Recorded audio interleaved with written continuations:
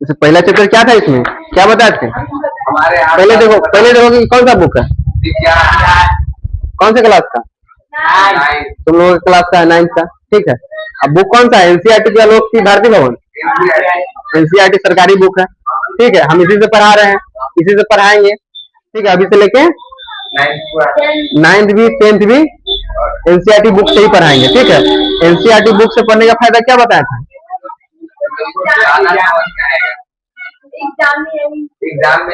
ये सरकारी बुक है तो एग्जाम में क्वेश्चन भी इसी बुक से बनता है। और दूसरा फायदा क्या बताए थे कि तुमको अगर कहीं भी जॉब में जाना है, सरकारी जॉब के लिए तैयारी और करना है, आगे चल के किसी को तुमको तैयारी करना है, इसको तैयारी करना है किसी भी चीज में, तो उसमें जो क्वेश्चन पूछा जाता है कहाँ से पूछा जाता है? एनसीईआरटी बुक से।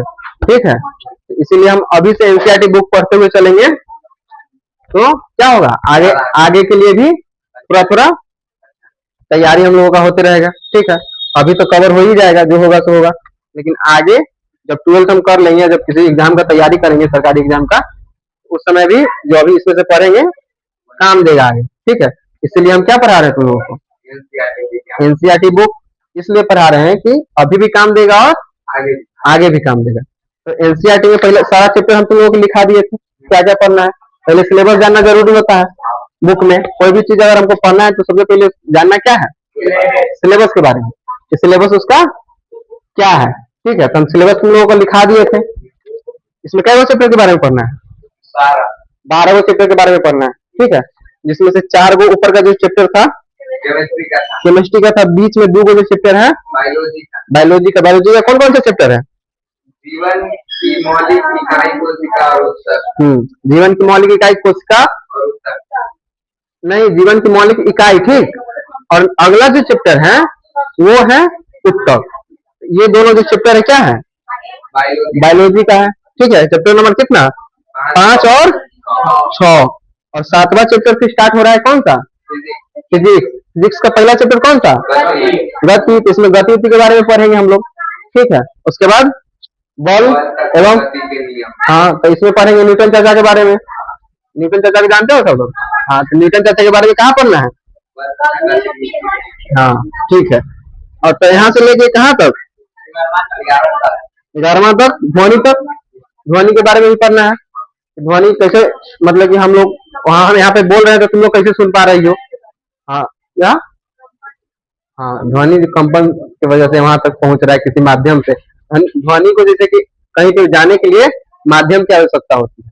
मतलब कि यहाँ से तुम लोगों के कानों तक जा रहा है तो किस वजह से जा रहा है? माध्यम की वजह से। माध्यम क्या है बीच में? माध्यम बीच में वायु है। वायु में क्या है? कण है। कण है ना, वायु कण से मिलकर बना हुआ है ना, छोटे छोटा कण से। तो क्या हो रहा है कि माध्यम कौन सा है? वायु। हमारे जो वातावरण में है वो वायु है। वायु हम यहाँ से बोल रहे हैं तो वही कण जो है गति करके कंपन करके यहाँ से तुम लोगों के कान तक जा रहा है, चाहे तुम लोग बोल रहे हो तो मेरे पास आ रहा है। ठीक है, तो उसे किसमें पढ़ना है? ध्वनि वाले में। ध्वनि वाले चैप्टर में चैप्टर नंबर कितना है? 11। और नीचे वाला जो चैप्टर है खाद्य संसाधनों में सुधार, इसमें कौन सा किस चीज का है? इसमें पर्यावरण से रिलेटेड है। ठीक है, इसको फिजिक्स में काउंट नहीं करेंगे हम लोग, किस चीज में काउंट करेंगे? पर्यावरण में काउंट करेंगे। ठीक है, कोई दिक्कत? तो हम लोग चैप्टर स्टार्ट कर चुके हैं। कौन सा? पदार्थ। हमारे आसपास के पदार्थ, उसमें क्या पढ़ना है? पहले पदार्थ के बारे में। पदार्थ हम बता चुके हैं कि क्या क्या होता है। जैसे हमारे आसपास जो भी चीज दिख रहा है जिसमें द्रव्यमान है, जो जिसका आयतन है, जिसका आकार है, ठीक है, क्या है? पदार्थ है। कोई दिक्कत समझने में?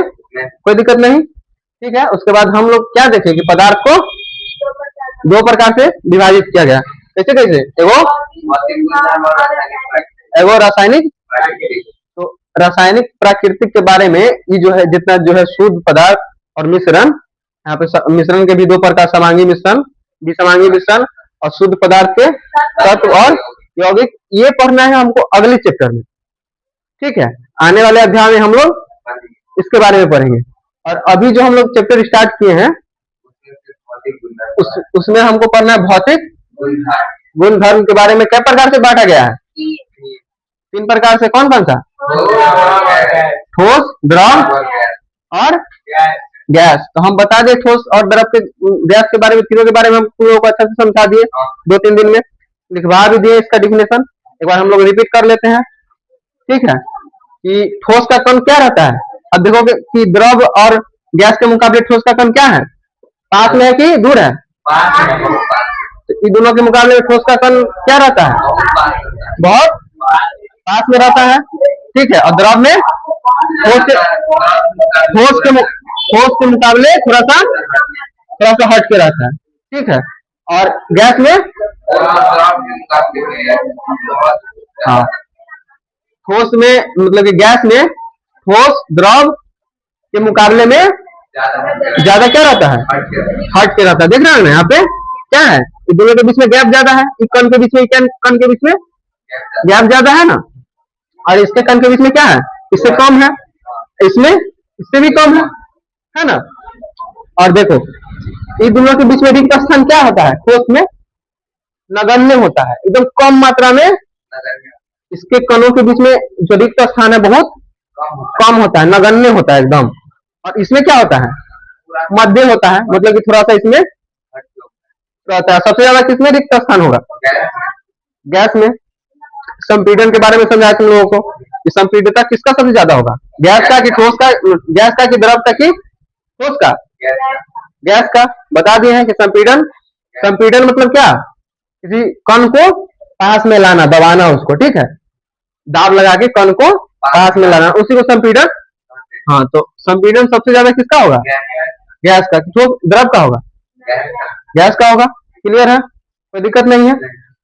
इसका कण जो होता है, आकर्षण बल, जैसे हम बताए थे तुम लोगों को कि कणों के बीच में क्या है, आकर्षण बल है। ये कण जो है इसको खींच रहा है, ये कण जो दोनों के बीच क्या लग रहा है, वो आकर्षण बल लग रहा है, ठीक है। आकर्षण बल लग रहा है, तो सबसे ज्यादा आकर्षण बल किसमें है, सबसे ज्यादा आकर्षण बल ठोस में, उससे कम तो सबसे कम आकर्षण बल किसमें रहता है, गैस में, ठीक है। कोई दिक्कत समझने में, कोई दिक्कत नहीं। और क्या समझाते अगला पॉइंट, ठोस का आकार और इसका आकार अनिश्चित होता है। क्या है, कि हम पानी को किसी भी चीज में रख रहे तो उसी का आकार ले लेता है, लेकिन ठोस को हम किसी चीज में रखेंगे तो वो अपने आकार में बना रहेगा, वो आकार अपना नहीं बदलता है। और द्रव को हम किसी भी चीज में रखते हैं तो उसका आकार बदल जाता है, ठीक है। इसमें कोई दिक्कत नहीं। गैस का क्या है, आकार भी और आयतन भी दोनों अनिश्चित होता है। इसका आकार निश्चित है, आयतन भी निश्चित है। इसका क्या है, आकार इसका आकार अनिश्चित है, आयतन निश्चित है, ठीक है। कंफ्यूज नहीं होना है। इसका आकार और आयतन दोनों निश्चित है, इसका आकार और आयतन दोनों निश्चित है। इसका आकार जो है ना वो अनिश्चित है, लेकिन आयतन है उसका निश्चित। हाँ, और ये गैस का दोनों अनिश्चित है। हाँ, गैस का आयतन और आकार अनिश्चित है।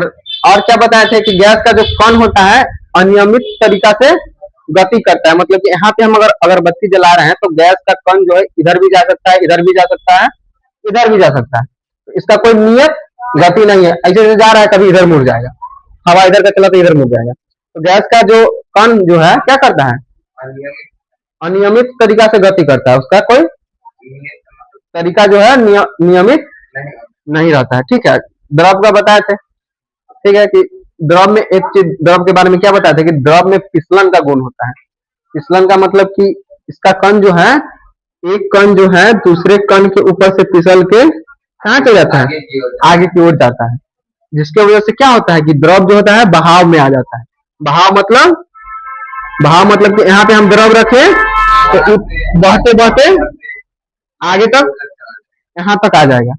अगर यहाँ पे नीचा है, यहाँ पे ऊंचा है, तो यहाँ पे बह के यहाँ पे, इसमें बहाव का गुण होता है द्रव में, ठीक है। कोई दिक्कत, द्रव में क्या होता है, क्योंकि इसका कण जो है एक के ऊपर एक फिसलन करता है। और कणों में बताए थे कि गतिज ऊर्जा होता है। गतिज ऊर्जा का मतलब कि वो गति करता है, उसके अंदर गतिज ऊर्जा है, इसी वजह से क्या कर रहा है, गति कर रहा है। सबसे ज्यादा गतिज ऊर्जा किसमें, गैस में। और इसमें गैस और द्रव के मुकाबले में। हाँ, गैस और द्रव के मुकाबले में गतिज ऊर्जा ठोस में कम रहता है, जिसकी वजह से इसका कण जो है क्या रहता है, पास में रहता है। ठीक है, और इसका जो कण जो गति कर रहा है वो एक ही जगह पे कंपन करते रहता है। बताए थे, कल बताए थे तुम लोगों को कि ठोस का जो कण है क्या कर रहा है, एक ही जगह पे गति करता है, कंपन करते रहता है। मतलब कि इसका भी कण गति कर रहा है, इसका भी कण गति कर रहा है, इसका भी कण गति कर रहा है, लेकिन ठोस का जो कण है अपनी ही जगह पे क्या कर रहा है, कंपन करते रहता है, वो आगे की ओर नहीं जाता। लेकिन द्रव का जो गैस है, मतलब द्रव का जो कण होता है क्या करता है, आगे की ओर फिसलन की वजह से। किस वजह से, फिसलन की वजह से इसमें गतिज ऊर्जा है, इसको गति करना है, तो ये क्या करता है, फिसलन की वजह से आगे की ओर जाता है। सबसे ज्यादा गतिज ऊर्जा किसमें, गैस में। इसका कण बहुत तेजी से गति करता है। मतलब कि अभी हम यहाँ पे खाना घर पे बन रहा है, ठीक है, और घर से तुरंत मेरे पास जैसे वहां पे बनना चालू हुआ, यहाँ पे थोड़ा देर में सुगंध आ जाता है। जैसे वहां पे अगरबत्ती जलाया, तुरंत मेरे पास कोई लड़का वहां पे बैठा हुआ है, जैसे परफ्यूम लाया, परफ्यूम सेंट, परफ्यूम मारा, तुरंत मेरे पास क्या आ गया। किस वजह से, उसमें गतिज ऊर्जा ज्यादा है उसके कणों में, और गतिज ऊर्जा ज्यादा होने की वजह से क्या हुआ है, वहां से कण उसका जल्दी गति करके मेरे पास आ गया है। पानी है तो पानी वहां पे रखेंगे, यहाँ पे ढुलकाव भी है तो फिर भी धीरे धीरे आएगा, आएगा ना। तो गैस का जो कण होता है वो ज्यादा तेजी से गति करता है, क्या कि उसमें गतिज ऊर्जा ज्यादा होता है, कम नहीं। कम किसमें होगा, ठोस में। कोई दिक्कत, यहाँ तक क्लियर है। अब कोई पॉइंट बच रहा है, रिक्त स्थान वाला बता दिए कि इसमें सबसे ज्यादा रिक्त स्थान होता है, इसमें थोड़ा सा इससे कम, और इसमें आकर्षण बल के बारे में बताएं। जैसे आकर्षण बल जो होता है ठोस में सबसे, टॉपिक हम लिखा है ना आकर्षण बल, लाइन में लिखा है तुम लोगों को, हेडिंग वो मतलब कि लाइन वाला में, ठोस में आकर्षण बल सबसे ज्यादा होता है, जिसके कारण वो एक दूसरे से मतलब कि जैसे ठोस में देखो समझो, ठोस में जो ठोस के कणों के बीच आकर्षण बल जो है तो सबसे ज्यादा होता है। गैस से और द्रव से, तीनों से क्या है, क्या ज्यादा है इसका आकर्षण बल। मतलब कि एक कण दूसरे कण को बहुत मजबूती से बल लगा के पकड़े हुए हैं, जिसकी वजह से क्या है, कठोर है, ठोस है। ठोस का कारण ही यही है कि इसका जो कण है क्या है, आपस में बहुत ज्यादा आकर्षण बल के साथ आकर्षित किए हुए है, जुड़ा हुआ है। इसका कण जो है बहुत क्या है, आकर्षण के साथ आकर्षित, हाँ, इसी वजह से क्या है, ठोस है। और इससे कम आकर्षण बल किसमें होता है, द्रव में। द्रव से क्या, द्रव के बाद द्रव से बहुत कम, हाँ, द्रव से कम किसमें, गैस में आकर्षण बल। समझ में आ गया यहाँ तक, कोई दिक्कत। इसमें आकर्षण बल बहुत कम होता है, बहुत कम, सबसे कम रहता है, ठोस के मुकाबला में सबसे कम रहता है। और इसमें गैस के मुकाबला में थोड़ा सा ज्यादा, हाँ, गैस के मुकाबला में थोड़ा सा आकर्षण बल इसमें ज्यादा, कणों के बीच आकर्षण बल ज्यादा रहता है। सबसे ज्यादा किसमें रहेगा, क्वेश्चन आ जाएगा कि सबसे ज्यादा आकर्षण बल किसमें होता है, ठोस में, द्रव में, गैस में, किसमें बोलेंगे, ठोस में। ठीक है, याद रहेगा, भूलोगे नहीं कभी। ठीक है, और एक चीज और हम बताए थे कि कणों के बीच आकर्षण बल, ये तो हम समझ गए कि ठोस है। अब इसमें हम एक समझ लेते हैं द्रव में कि आकर्षण बल इसमें कैसे काम कर रहा है। जैसे कि हम पानी लेते हैं, ठीक है, पानी लिए, थाली में हम पानी को रखते हैं, ठीक, पानी को उंगली से हम काटेंगे, कटता है पानी, हम जैसी उंगली से पानी को काटे, उंगली हटता है, वापस से पानी पीछे से, क्यों, क्योंकि उसके कणों के बीच आकर्षण बल है। जैसे कि हम उंगली जैसी मेरा आगे घिसका, वैसे ही इधर वाला कण और इधर वाला कण दोनों क्या किया, दोनों के बीच आकर्षण बल था, दोनों आपस में चिपक जाता है, खींच लेता है। इसी वजह से क्या हुआ कि पानी कटा नहीं, पानी को हम उंगली से काटे तो नहीं कटा। पोखरी उखरी भी है, चाहे कुछ भी है, तालाब वगैरह है, उसमें जाएंगे हाथ से ऐसे कर देंगे, पानी काट देंगे थोड़ा सा, लेकिन वो कटेगा नहीं, कटेगा क्या है, पानी जितना दूर हम हाथ मेरा गया वहां से, तो मतलब कि अगर उसका टूट गया, कणों के बीच का वो टूट गया, लेकिन फिर आकर्षण बल होने के कारण फिर से वो जुड़ गया। इसके बारे में हम समझ लिए। और इसमें आकर्षण बल बहुत कम होता है। कम होता है, इसकी वजह से इसका कण जो क्या है, दूर दूर है। अगर इसमें आकर्षण बल अगर ज्यादा होता तो ये भी ठोस की तरह क्या रहता है, मजबूत रहता है, इसका कण भी क्या रहता है, पास में रहता है। ठीक है, अगर इसमें भी आकर्षण बल ज्यादा रहता गैस में, तो ठोस में जैसे ठोस का कण आपस में चिपका हुआ है, सटा हुआ है, वैसे ही इसका कण भी रहता है। लेकिन इसमें आकर्षण बल नहीं है, मतलब है लेकिन कम है, जिसकी वजह से इसका कण क्या है, अनियमित है, कहीं थोड़ा थोड़ा, मतलब कि इसके मुकाबले और इसके मुकाबले ज्यादा है। दूर है, दूर दूर है। कोई दिक्कत समझने में, ये भी समझ में आ गया। अब कोई तो बच रहा है इसमें का, ठोस के बारे में समझा दिए, द्रव के बारे में समझा दिए, गैस के बारे में। एक चीज बच रहा था, विसरण। विसरण बताए थे कि द्रव में जो होता है विसरण, पहले विसरण बताए थे कि विसरण क्या होता है। जैसे एक पदार्थ दूसरे पदार्थ में मिलता है, उसी को कहेंगे कि विसरण हो रहा है। ठीक है, जैसे गैस द्रव में मिल गया तो विसरण हो गया। अगर द्रव जो है ठोस में मिलेगा, विसरण। ये इसमें मिलेगा, विसरण। एक पदार्थ का दूसरे पदार्थ में मिलना ही विसरण कहलाता है। ठीक है, तो द्रव जो है, द्रव के बारे में वो खासियत जान लो कि द्रव जो है ये ठोस को भी भुला सकता है। ठीक है, और ये गैस को भी भुला सकता है। हम इसका उदाहरण तुम लोगों को बताए थे।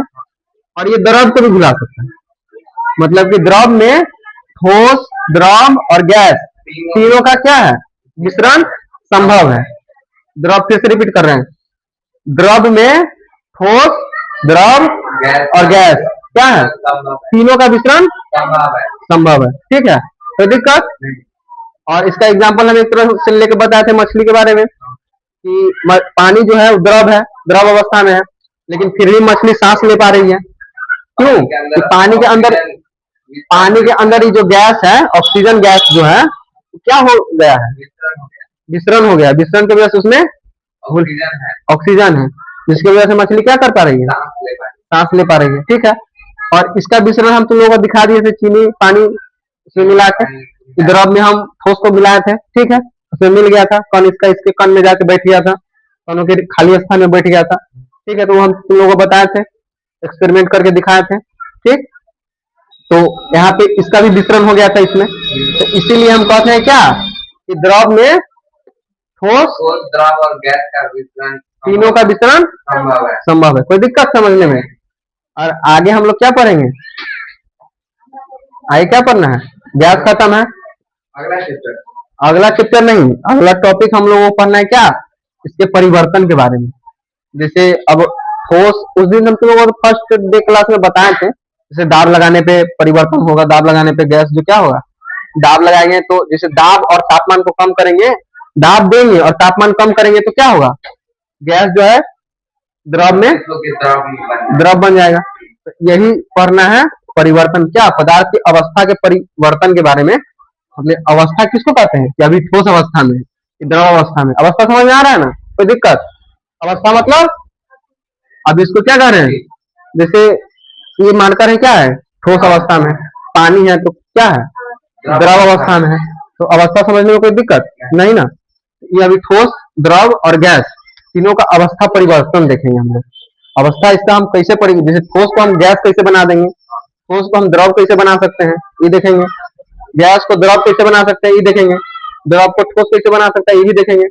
एक स्थिति ऐसा रहता है कि ठोस जो है डायरेक्ट गैस बन जाता है और गैस जो है डायरेक्ट ठोस बन जाता है। ठीक है, तो इसके बारे में हम जानेंगे कि इसको हम क्या कहते हैं, ठोस से गैस बन रहा है तो इसको हम क्या बोलेंगे, गैस से ठोस बन रहा है तो क्या बोलेंगे इसको। तो इस चीज क्या जानेंगे कल के क्लास में हम लोग, किस चीज के बारे में, अवस्था, हाँ अवस्था परिवर्तन जानेंगे। अवस्था परिवर्तन क्या है, कैसे होगा, उसका तापमान लगाने से, तापमान देने से होगा, दाब देने से होगा, क्या करने से, वो चीज हम कब जानेंगे, कल वाले क्लास में। आज के लिए क्लास यहीं पे खत्म करते हैं, लेकिन अभी के लिए फिलहाल जान लो कि जैसे ठोस जो है डायरेक्ट गैस में भी कन्वर्ट हो जाता है। जैसे ठोस बर्फ है मेरे पास, इसको हीट देंगे तो ये जाएगा पहले द्रव अवस्था में, द्रव के बाद और हीट देंगे तो गैस अवस्था में जाएगा। लेकिन एक ऐसा रहता है पदार्थ, ठोस रहता है, ठोस पदार्थ जिसका जो कपूर और नेफ्थलीन का गोली समझ रही है नहीं, जो ट्रंक में डाला नहीं रहता है, हाँ हाँ, फेनिल का गोली उसी को बोलते हैं। व्हाइट व्हाइट हाँ, नेप्थलीन, ऐसे उसका नाम क्या है, नेप्थलीन का गोली, ठीक है, तो नेप्थलीन उसको बोलेंगे। और कपूर, ये दोनों क्या होता है कि ये द्रव ठोस होता है, लेकिन ये द्रव अवस्था में आए बिना मतलब कि गैस में परिवर्तन हो जाता है। तो इस सब के बारे में हम लोग जानेंगे हल्के कल। वो उस चीज को क्या कहते हैं, उस प्रक्रिया को करते हैं ऊर्ध्वपातन। गैस से जो ठोस में आएगा उसको कहेंगे